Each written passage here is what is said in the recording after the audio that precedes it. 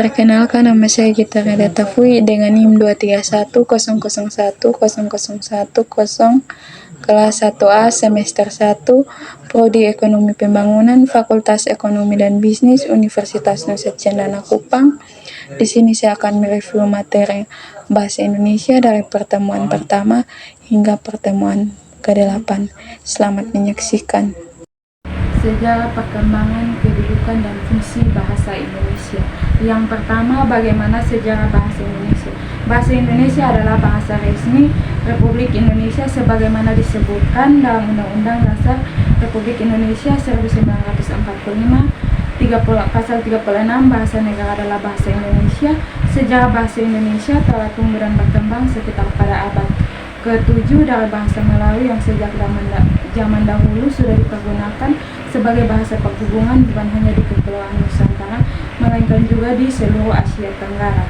Yang kedua, kedudukan dan fungsi bahasa Indonesia. Bahasa Indonesia memiliki kedudukan yang sangat penting yang tercantum di dalam yang pertama, Ikrar Ketiga Sumpah Pemuda 1928, yang kedua, Undang-Undang Dasar Republik Indonesia 1945. Dengan begitu, kedudukan bahasa Indonesia dibagi menjadi yang pertama bahasa nasional. Bahasa nasional meliputi sebagai lambang kebangsaan nasional, lambang identitas nasional, alat pemersatu berbagai suku bangsa, alat penghubung antar budaya dan antar daerah.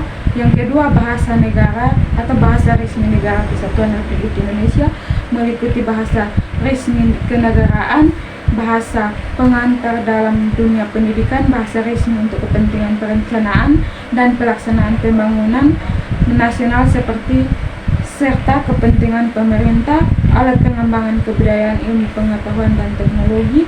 Yang ketiga, fungsi dari bahasa Indonesia, yaitu sebagai fungsi bahasa secara umum dan secara khusus. Fungsi bahasa secara umum yaitu sebagai alat untuk mengungkapkan perasaan, sebagai alat komunikasi, sebagai alat berinteraksi dan beradaptasi sosial, sebagai alat kontrol sosial. Fungsi bahasa secara khusus yaitu sebagai mengadakan hubungan dalam pergaulan sehari-hari. Yang kedua, mewujudkan seni sastra, mempelajari bahasa kuno, mengekspresi iptek. Yang kedua, ragam bahasa. Apa itu ragam bahasa? Ragam bahasa adalah bagian penting dari kehidupan kita dan mencerminkan keragaman masyarakat. Memahami dan menghormati berbagai ragam bahasa adalah langkah pertama dalam komunikasi yang efektif dan penghargaan terhadap budaya dan identitas yang beraneka ragam. Jenis ragam bahasa meliputi 3 bagian, yaitu yang pertama ragam geografi, contoh dialek bahasa regional. Yang kedua, ragam sosial, contoh sosiolek atau ideolek. Yang ketiga, ragam budaya, contoh bahasa khusus, bahasa agama. Mengapa ragam bahasa penting? Yaitu yang pertama, mencerminkan identitas, komunikasi efektif, preservasi budaya, studi sosio-linguistik. Dampak ragam bahasa pada komunikasi yaitu kesalahpahaman, diskriminasi linguistik, perspektif sosial. Yang berikut bagaimana memahami dan menghormati ragam bahasa. Belajar dan mendengarkan, menghormati keanekaragaman, komitmen untuk komunikasi efektif. Yang ketiga, diksi. Apa itu diksi? Menurut KBBI, diksi adalah pilihan kata yang tepat dan selaras atau dalam penggunaan untuk mengungkapkan gagasan sehingga memperoleh efek tertentu seperti yang diharapkan. Dan masih banyak pengertian diksi dari pendapat para ahli seperti Widya Mardaya, yang kedua Endre, yang ketiga Harimurti. Yang berikut ciri-ciri diksi, yaitu sesuai dengan konteks kalimat yang diungkapkan. Yang kedua, mampu membedakan suasana. Yang ketiga, mengungkapkan kata-kata yang dipahami oleh masyarakat. Yang keempat, menyatu dalam kata yang lain sehingga melahirkan makna yang tepat. Yang berikut syarat. Ada 5 syarat yang harus dipenuhi, yaitu kebenaran, kecermatan, ketepatan, kelasiman, keselarasan. Yang berikut jenis-jenis diksi, yaitu berdasarkan makna, berdasarkan konteks, berdasarkan leksikal. Berdasarkan makna seperti konotatif, denotatif. Berdasarkan konteks seperti linguistik, non-linguistik. Berdasarkan leksikal seperti sinonim, antonim, homofon, homograf, polisme, dan homonimi. Ya, berikut fungsi diksi, yaitu yang pertama mengungkapkan wujud gagasan yang tepat, yang kedua melambangkan gagasan yang diungkapkan, yang ketiga mewujudkan komunikasi yang efektif, yang keempat menciptakan atmosfer yang kondusif, yang kelima untuk mencegah perbedaan perspektif atau tanggapan atau interpretasi atau penafsiran. Yang berikut contoh penggunaan diksi, yaitu Randi sudah menjadi tangan kanan Andin selama 5 tahun, atau contoh seperti alih-alih mendapat haknya, para buruh justru menjadi sepi pera di setiap tahunnya.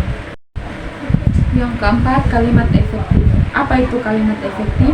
Menurut KBBI, kalimat efektif adalah satuan bahasa yang lengkap dan sesuai kaidah yang dapat mengakibatkan pembaca atau pendengar mudah memahami. Ciri-ciri kalimat efektif yaitu kelugasan, ketepatan, kejelasan, kehematan, dan kesejajaran. Dan berikut syarat-syarat kalimat efektif seperti jelas dan padat, tepat dan relevan, gramatikal, variatif, mengandung informasi yang relevan, mengikuti konteks, menghindari ambiguitas, mengikuti alur pikiran, menggunakan gaya bahasa yang sesuai, mengoreksi kesalahan.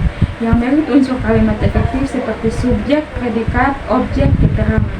Contoh kalimat efektif seperti ibu belanja sayur di pasar, atau mereka menanam cabai di ladang, atau ayah membeli obat di apotek. Yang kelima, paragraf. Apa itu paragraf? Paragraf adalah suatu gagasan yang berbentuk serangkaian kalimat yang saling berkaitan satu sama lain.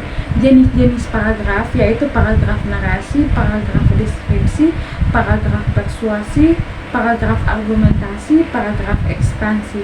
Fungsi paragraf yaitu mengorganisir informasi, mengembangkan ide, memandu alur pikiran.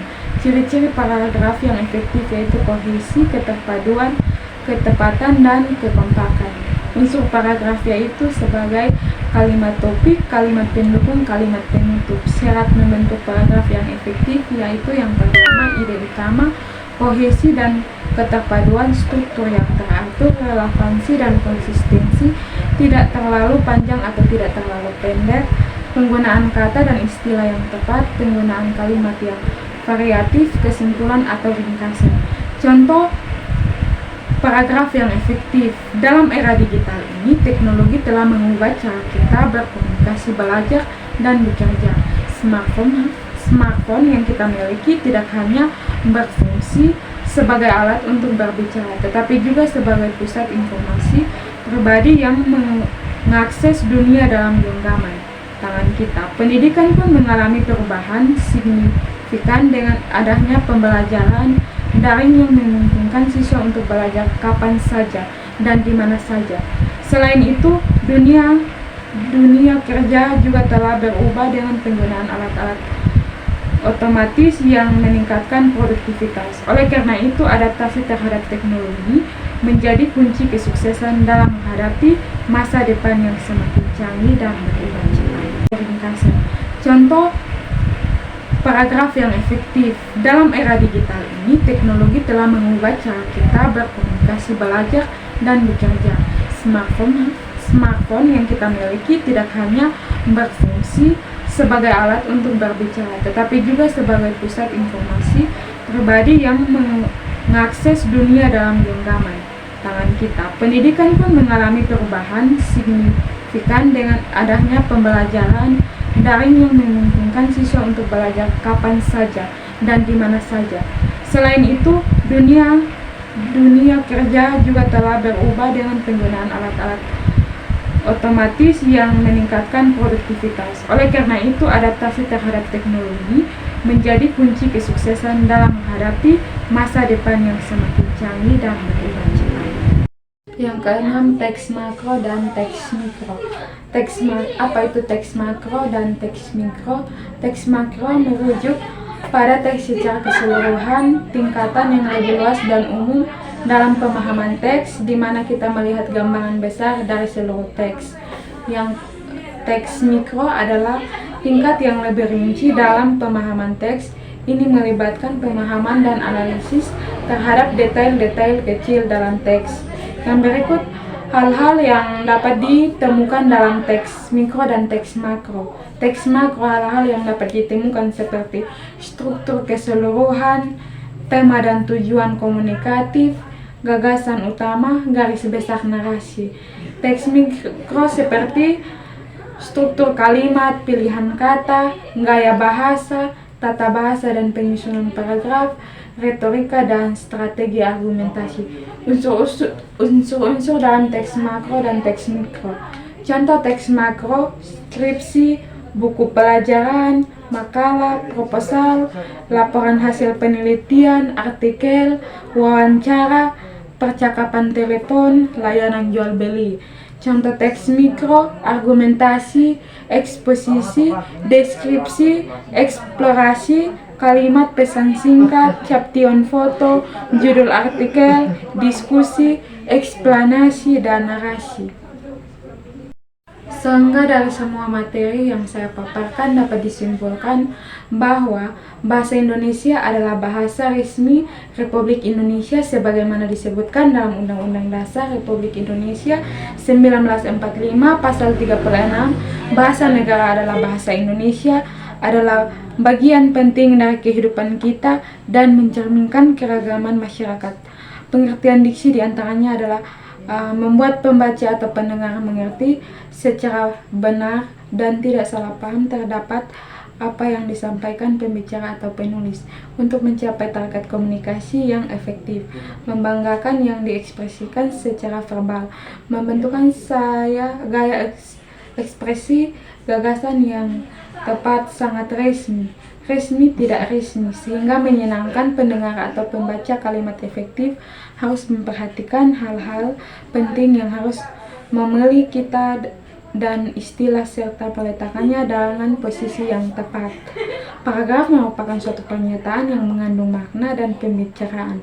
Teks makro adalah teks yang digunakan untuk memahami sebuah jenis teks secara keseluruhan, dan teks mikro adalah teks yang lebih luas, terdapat di dalamnya ada teks makro tersebut. Sekian presentasi dari saya, terima kasih.